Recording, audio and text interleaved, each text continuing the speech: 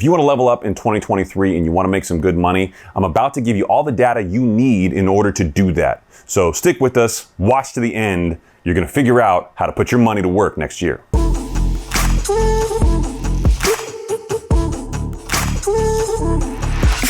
So if you followed us for any length of time on this channel, thank you. We appreciate that. Please like, comment, and subscribe, and definitely share with your friends.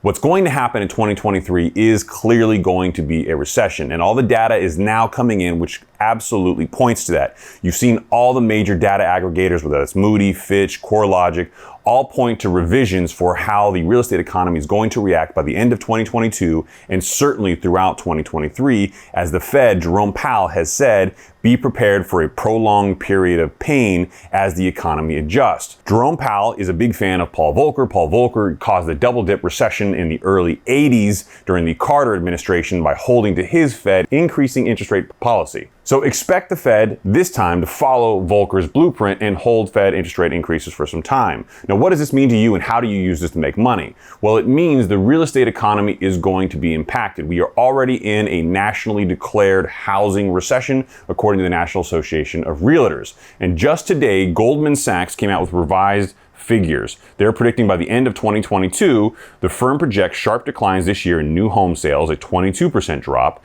existing home sales, a 17% drop, and housing GDP of 8.9% drop. Those are significant numbers, but what that means to you and to everybody else out there is that deals are going to be prevalent in the real estate economy, despite what people like Dave Ramsey may or may not tell you. So hoard your cash and be prepared. Don't go into investments that cause you taxable issues. Don't go into things like stocks and securities right now. Hold your money and wait. Wait certainly to the end of 2022, and if you can, through the first quarter of 2023. And as you start to see 10, 15% drops in value, particularly in properties in the West Coast to start, and certainly moving over to the East Coast in major metropolitan areas, you're going to find buying opportunities that will be completely new, unique, and special that you haven't seen in the last 10 to 15 years. People looking to leave current situations, people looking to move to different areas, and we're going to see a lot of the fallout of the work from home mentality in these low interest rate loans that cause people to take on more debt be impacted by things like inflation and their rising costs of living.